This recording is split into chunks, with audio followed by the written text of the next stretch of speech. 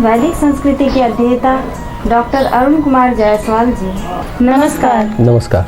श्रीमद् भगवद गीता के 18वें अध्याय का 39वां श्लोक। यदग्रे चानुबंधे च सुखम मोहनमात्मनः निद्रालस्य प्रमादोत्थम तत्तामसमुदाहृतम्।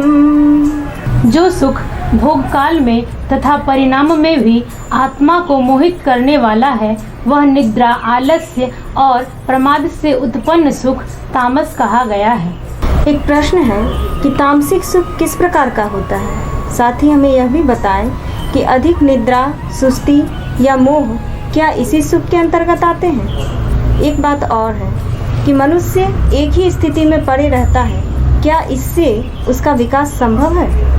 एक बात बताएं कि कितनी शैक्षणिक डिग्री प्राप्त की, क्या इससे सचमुच उसके विकास का पता चलता है? साथ ही यह भी बताएं कि उपलब्धि और संस्कृति में क्या अंतर है? भगवान इस श्लोक में कहते हैं, वह सुख जो भोग काल में तथा परिणाम में भी आत्मा को मोहित करने वाला है, वह निद्रा, आलस्य और प्रमाद से उत्पन्न हुआ सुख तामस सुख कहा जाता है। उत्पन्न सुख तामस कहा गया है। तामसिक आरंभ से अंत तक पूर्णतः निम्न प्रकार का है। इससे मानव हृदय का स्वयं के प्रति मोह होता है। निद्रा, आलस और प्रमाद से उत्पन्न नींद, सुस्ती और मोह से केवल यह सुख आ सकता है।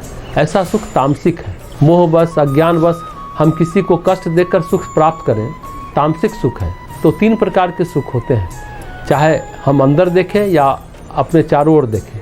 हम इनमें से एक या दूसरे प्रकार के सुख के लक्षण अपने अंदर या बाहर देख सकते हैं। यह ज्ञान अच्छा है, क्योंकि ज्ञान हमें श्रेष्ठ या श्रेष्ठतर जानने में सहायता के लिए है। केवल इसी प्रकार क्रम विकास या वृद्धि होती है।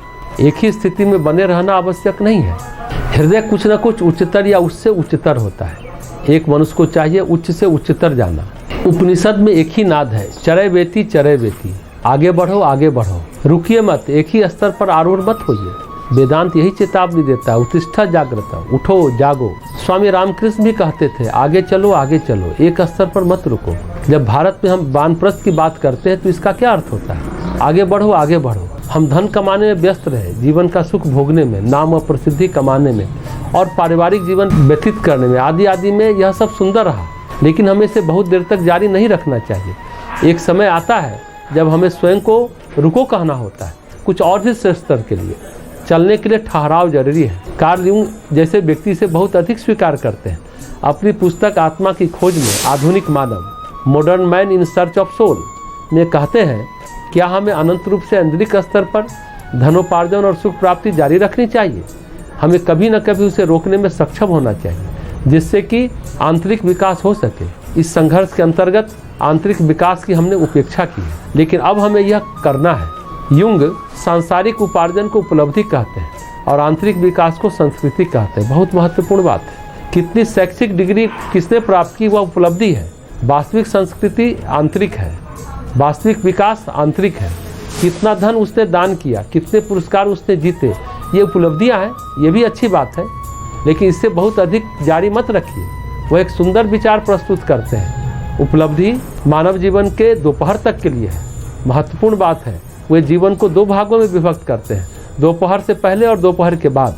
दोपहर से पहले आप उपलब्धियां कर सकते हैं, शिक्षा, व्यवसाय, धनोपार्जन, परिवार का पोषण, समाज में नाम और प्रसिद्धि प्राप्त करना इत्यादि।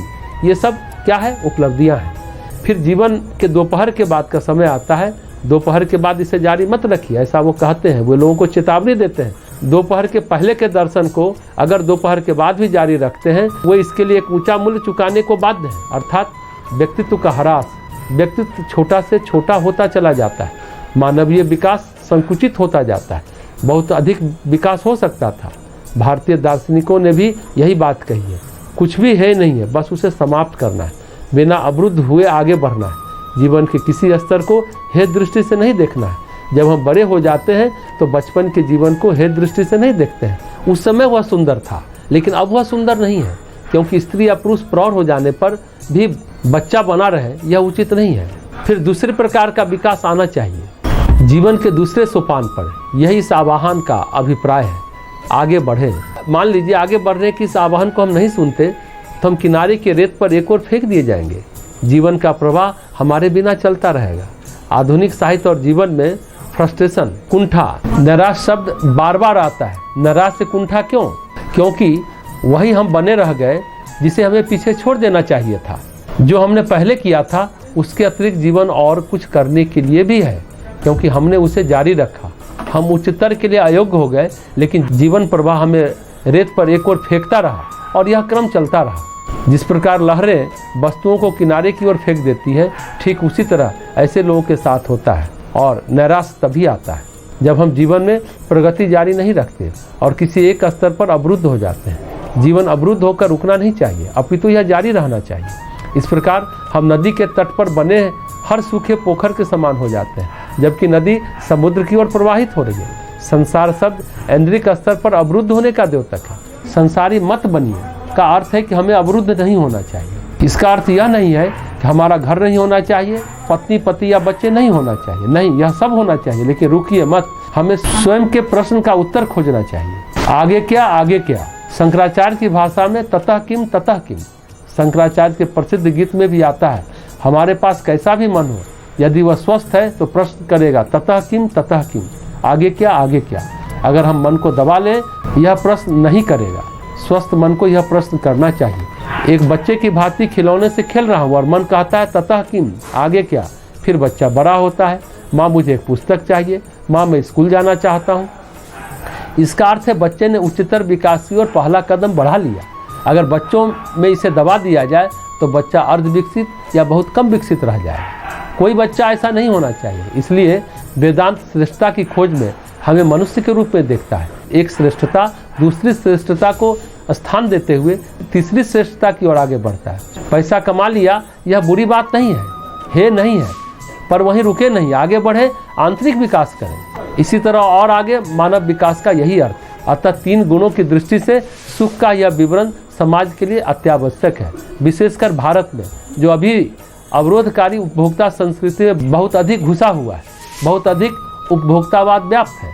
खाना पीना और टेलीविजन देखना, मौज मस्ती करना आज के समाज की यही मानसिकता है। पेट और प्रजनन तक सीमित न रहे, नर पशु न बने। उपभोक्तावादी प्रवृत्ति के विकास में टेलीविजन बहुत सहायक है। पश्चिम के देश पहले ही इससे गुजर चुके हैं, अब हम लोग इससे गुजर रहे हैं। हम इससे बच नहीं सकते, लेकिन हम स्वयं को एक समुचित दर्शन के द्वारा बलशाली कर सकते हैं। आगे बढ़ो का दर्शन हमारे पास पहले से है और आगे भी रहना चाहिए। उपभोक्तावाद के विषय पर युवा पीढ़ी को यह कहने की क्षमता होनी चाहिए कि मुझे यह नहीं चाहिए, मैं इसके बिना रह सकता हूँ। इस प्रकार का दृष्टिकोण स्वस्थ दृष्टिकोण माना जाता है। एक पिता बच्चे को प्रोत्साहित करने के लिए खिलौने से खेल सकता है। थोड़ी देर के लिए बच्चा बन जाता है, लेकिन वह उसका क्षेत्र नहीं है। उसके पास व्यस्त होने के लिए कुछ बेहतर है। इस प्रकार हम उपभोक्तावादी सभ्यता के अंतर्गत इसे नियंत्रित करने वाली परिस्थिति में ला सकते हैं, जिससे कि हम उसी स्थिति में न बने रहें। उच्च से उच्चतम विकास और संतुष्टि के स्तर पर हम विकसित हों। इसके बाद भगवान अगले श्लोक में कहते हैं, पृथ्वी पर ऐसी कोई हस्ती नहीं है और स्वयं में देवता भी जो प्रकृति से उत्पन्न है, प्रकृति के 3 गुणों से मुक्त हो। चाहे पृथ्वी हो या स्वर्ग हो, चाहे देवता हो, चाहे मनुष्य, सभी 3 गुणों के कहीं न कहीं अधीन है, अंतर्गत है।